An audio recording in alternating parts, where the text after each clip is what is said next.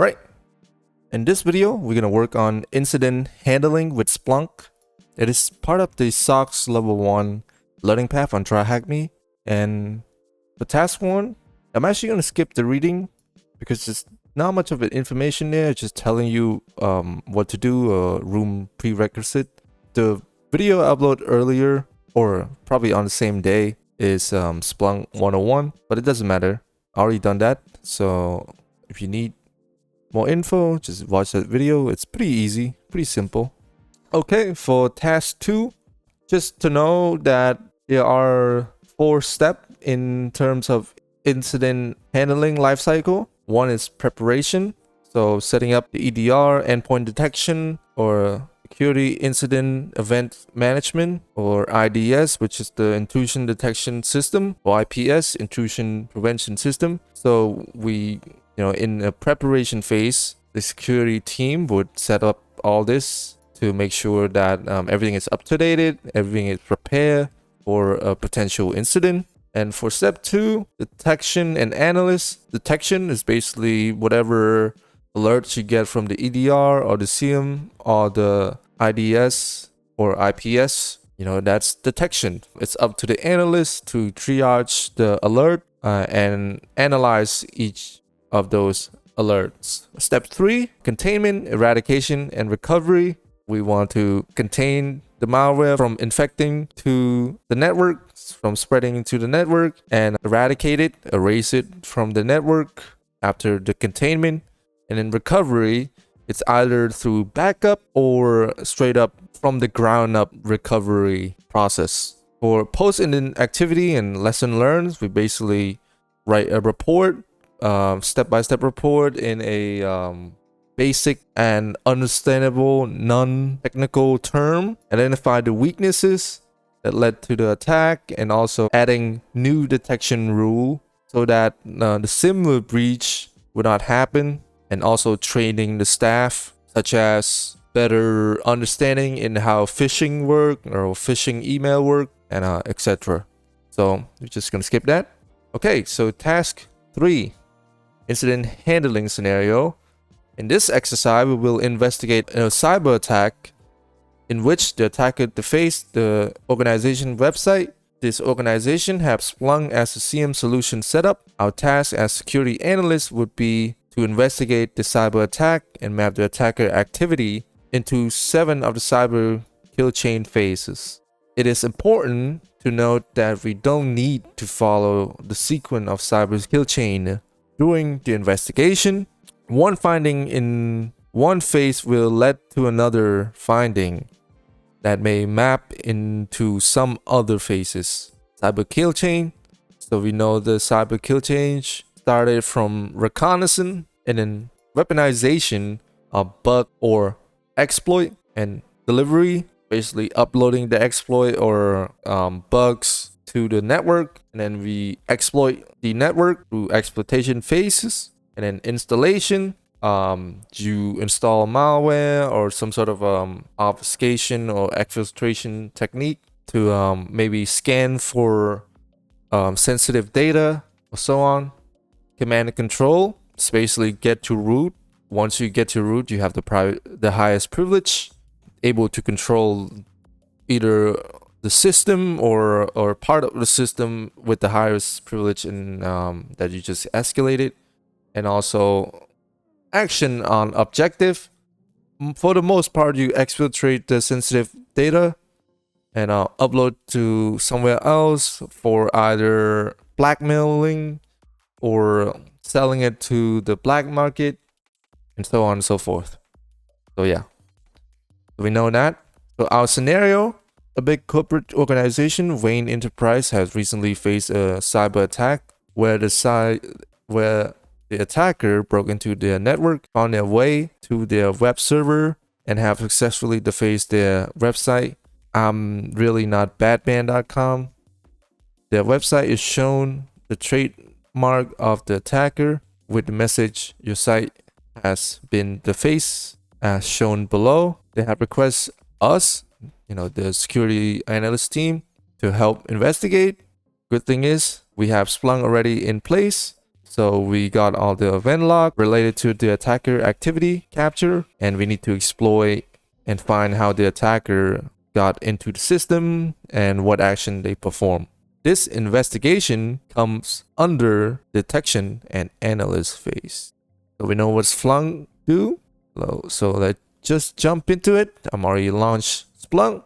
And for the first phase of the cyber kill change, or part of it, it is the reconnaissance phase. So the attacker would try to use whatever information available. It's either through OSINT, open source intelligence, or any info on the website that they scan, or do some sort of a domain enumeration to find out, what the organization or the target have. So we're going to start with search and report. We at the home page, we go to search and report. We see the search bar here. I'm going to go ahead and use all time, because I know this in a lab setting like this, usually they have a very contained time frame, only a limit amount of log. So there's not going to be any, millions probably amount, something like that. The first thing first, we're going to use this search query and paste it in our search bar. Okay, let it sit for a little bit. So here we have search for term really not batman.com.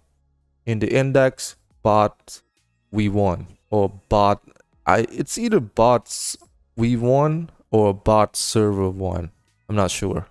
I think it's bot server 1. I like to think it is. Source type field, we saw the following. Log source contain the trace of this search term. Suricata is the IDS system, stream HTTP, basically the site protocol. FortiGate, UTM, and IIS. So for the first search, I'm gonna go ahead and search for the source type, which is Suricata. Source type Suricata, and let's just look into this. The 30,000 event. So I'm gonna choose the source type Suricata because it is the incident detection system. I'm also gonna choose stream HTTP. The room suggests to use the source type stream HTTP.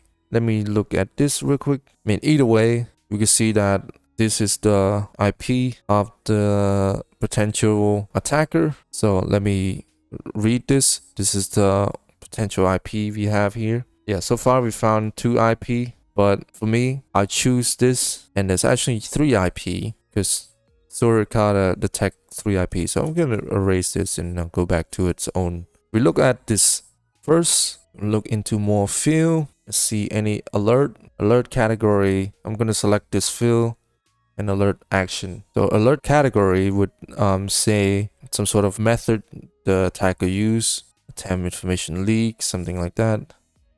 All right, so go to more field. I'm actually gonna zoom in. Alert signature. There it is. Okay, so we know based on the source IP here, the IP that has the most count, it is 40814842. So I'm just gonna add this into a search. So we have narrowed down the result to only the source IP here. Yeah. So I use the source type. So it is the same. At the end of the day, it is the same method that the room suggested. So first thing first, we're gonna find what CVE it is. So CVE is stand for common vulnerability and exploitation. It's basically whatever exploit or vulnerability being identified, it will register to the Mighty Corporation database. We want to identify that. So first thing first, alert category.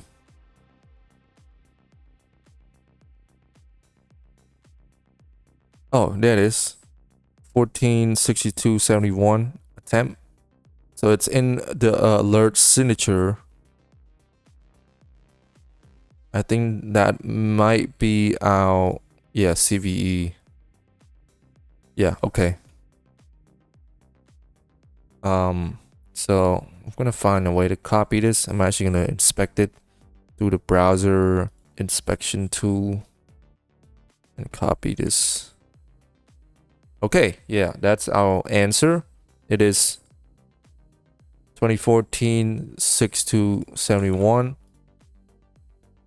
Look at the detail of this. So based on the NIST database, it is a GNU BAS process trailing string after function and definition in value environment variable, which allowed remote attacker to execute arbitrary code via a craft environment, as demonstrated by the vector involving the force command feature in OpenSSH. All right, and yeah, that's our vulnerability that we just find. For the next question, what is the CMS of our web server? What is CMS? Content management system. It's usually a system that being used in a website. There it is. It says Joomla. So you look up Joomla and it is the CMS. So our CMS here is Joomla, and that is our CMS. What is the web scanner attacker used to perform scanning attempt? So what I'm gonna do is just type scan and read into this.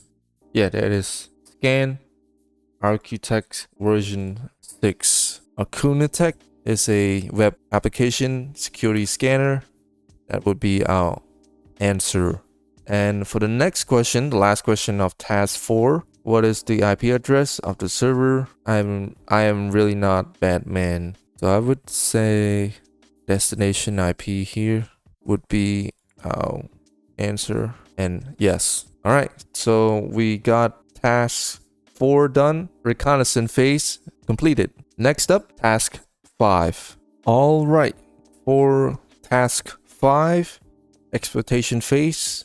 This task will look at the potential exploitation attempt from the attacker against our server and see if the attacker got successful in exploiting or not. Begin our investigation. Let's note the information we have so far. There are 2 IP we have, 4080.148.42 to scan our server 192.168.250.70.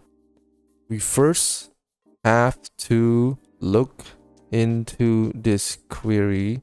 No, not actually, not the count, but this query here. So we look into our server that was scanned, and in HTTP method, we're gonna select post, and also we're gonna add these to our interesting field. So source IP, select that. Form data, select that too. HTTP user agent, select that. And URI, select this. I'm also gonna select the URI path too, because I like that one better. But sometimes it just gives the whole thing like this. I mean, it is the same thing, but sometimes I prefer the URI path. Okay, zoom in real quick. And for the first question answer, I mean, they kind of tell you here. So look at the URI path. Multiple brute force attempt here. Look like index, but usually index component or index.php is not the most valuable URI. What valuable here is the administrator. It's usually try to get some brute force attempt. Once you log into let's say an admin account, you have a lot of access. So my guess, I mean, it's not even a guess, it's clearly has to be this PHP. There we go. Which username used for the brute force attempt? Actually gonna add this into our search. So the administrator, there's now 425 event from the room guide here, and we're gonna table this. We're gonna basically pipe it. Let's see here. So the username of the account that we try to, that the attacker attempt to brute force is admin. What was the correct password for admin access to the content management system running really not Batman? We going to use this line here, paste this into our search. Another table. So this is some of the password we see here. Source IP. Okay, so we sort by the source IP. And this is the potential attacker IP. So it is Batman. So the 23, 22, 63, 114 IP is the one that used to brute force, and the 40, 48, 148, 42 is the IP that actually attempt the correct password after all the brute force. Okay, how many unique password will attempt in the brute force attempt? I think from this event. Oh, actually, yeah. Since this attempt was a successful attempt from this event here, there's 143, but -1 because of the successful attempt. So it is 412. So based on the search, we see there are 413 events, but since there is a successful attempt with the password Batman, we could exclude this from the total event, so it is 112 instead of 113. Okay, makes sense. All right, for the IP that attempt the password attack, we simply look at this. All of these IP are from 2322. So my guess would be this. Yes. Okay. So after finding the correct password, which IP did the attacker use to log in to the 4048? That would be our answer. All right, that's it for task 5, exploitation phase. Okay, for the next task, it is installation phase. On task 6, and we're gonna scroll down to the question, and the question is: sysadmin also collects the hash value of the process being created. What is the MD5 hash of the program? 3791.xex. I'm just gonna search this. So based on the question, what I have to do is look up the event ID for process creation, and it say 1. So we could correlate to, instead of event underscore ID, we actually look into event code. So include the event code as 1 in the search bar, and also look at the command line, and you see the 3791.xex.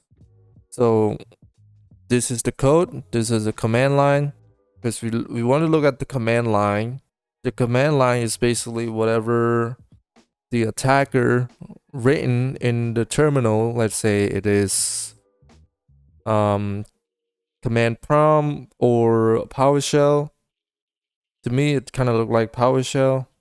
And yes, we're gonna find the hash. It's right here. Copy this hash. It starts from the AA E3. And yeah, that's our answer. And look at the log, which user executed the program 3791.xex on the server. Well, it looked like NT authority to me. So yeah, it is NT authority /I user. And for the next question, search the hash on VirusTotal. What is the other name associated with this file 3791.xex? So we're gonna search for VirusTotal. Once we get to the VirusTotal site, just paste the hash on the search bar, and well, we go to, I think, relation or detail. Yeah, I think it's detail. Okay, so we look at the detail tab, and we scroll down to names, and based on the star up here, we just paste this. I think it's ab.xex, and it is. ab.xex. We could also look at the original name here, and it's also say ab.xex. So yeah, so that is our answer. Next up, we finished with the task 6. So we're gonna move on to task 7, action on objective. Oh, okay. So for task 7, action on objective, I read this a little bit. So this is just a step-by-step showing you how to find where we could find the answer. But instead of looking at the destination IP as the website IP, we have to look at the source. So source IP is the website IP, and the destination IP is the attacker IP. And what we have to do is look at the URL of it. Let's see. Okay, just like the room suggested, the URL have this one odd link here. It's called Poison Ivy is coming for you, Batman. Click on that. And we could table this with a pipe command. So just table time source destination IP. At the end, the result is clearly show a suspicious JPEG was downloaded from the attacker host, prank glass in bracket, and jumping crab. So that would be our file here that defaced the website. And there we go. And FortiGate firewall, FortiGate UTM detected an SQL attempt or SQL attempt from the attacker IP of 4080.148.42. What is the name of the rule that trigger during the SQL injection attempt? So what we have to do is delete all this and look for source type. And we want to search for the FortiGate UTM. And also this IP here, include that in the search, 8000 event. And let's see here. Yeah, so we're gonna look at the signature on this left column. And you can see HTTP URI SQL injection. Try that. I think that's it. And that's our answer. Look into that for a little bit. Alright, for the next task, it is task 8, command and control phase. The attacker upload the file to the server before defacing it. While doing so, the attacker used a dynamic DNS domain name service to resolve a malicious IP. Our objective would be to find the IP that the attacker decided to DNS. First, pick the FortiGate UTM. Okay, so we're on the same source type. And also look for this file. Same file that we answered from previous tasks. Poison Ivy is coming for you, Batman.jpg. And then we look at the URL again. So this is the full URL from port 1337. Include that in our search. Even though the room wants us to verify it, I'm actually gonna scroll down to the question here. This attack used dynamic DNS to resolve the malicious IP. What fully qualified domain name FQDN is associated with this attack? So it sounds tricky, but it is just this domain. It is prank glass in the bracket and jumpingcrab.com. So it is the domain name here. Fair enough. Let's go to task 9. Weaponization phase. So in the weaponization phase, the adversary would create malware or malicious document to gain initial access, evade detection, etc. Establish domain similar to the target domain to trick user, and create a command control server for post-exploitation communication activity, etc. So what we have to do is scroll down to our question here. What is the IP address? Has Poison Ivy tied to the domain? that are pre-staged to attack Wayne Enterprise. What we're gonna have to look at is this destination IP here.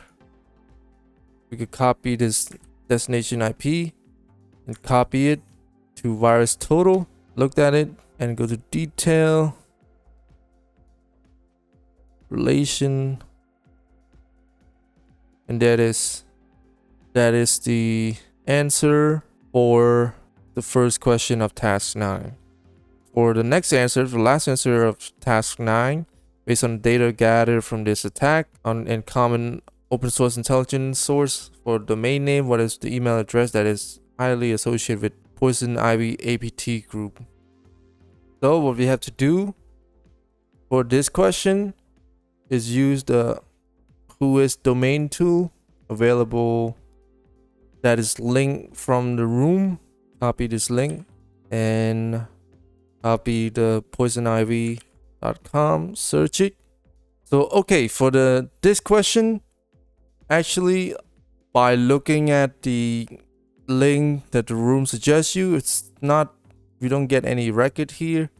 So what I did was search Poison Ivy on virus total and then scroll down and following to this first link, the open thread exchange on Alien Vault, and just look at this email, maybe not this email, but this name here, Lily Rose.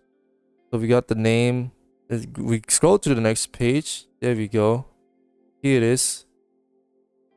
So this is the email, lillianrose@poisonivy.com. That might be our answer, and it is. Next, we're gonna go to delivery phase on task 10. It's gonna go ahead and scroll down and look at the threat miner.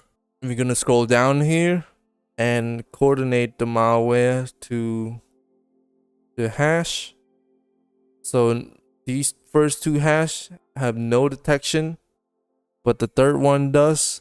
So we copy the third one here and paste it to the answer, and that is our hash of the malware associated with the APT group, Advanced Persistent Threat Group. What's the name of the malware associated with the Poison Ivy infrastructure? We simply gonna copy this again and paste it to virus total and look at the detail page, or this here. We already see this here. We copy this answer, Miranda Tate screensaver.screen.xex. That is our answer. So in a sense, they kind of give you a final report. For finding, it is the IP address 4080.148.42 was found scanning our web server. The attacker was using Accutext as a web scanner. Exploitation phase. For the finding, brute force attack originated from 23.22.63.114, and the IP address of 4080.148 was used to gain access. There are 142 unique brute force attempts was made against the server, out of which one attempt was successful. Installation phase, a malicious executable file of 3791.xex was observed to be uploaded by the attacker, and we look at the sysmin log, found the MD5 hash of the file. Action on the objective. Our finding is we examined the log that found the file name used to deface the web server. Weaponization phase. Information we have is the domain plainglass in bracket .jumpingcrab.com, and the IP address is 23.22.63.114. Finding there are multiple masquerade domain were found associated with attacker IP, and an email of the user correlate to Lillian Rose at poisonivy.com was also found associated with the attacker IP address. Deliver phase. The malware name is Miranda Tate screensaver.screen.xex, and the hash for this, it is, I'm not gonna read this hash because it's a long one. I'm not a robot. Alright, that is our room. This is the incident handling with Splunk room. And yeah, that's it. Have a good day.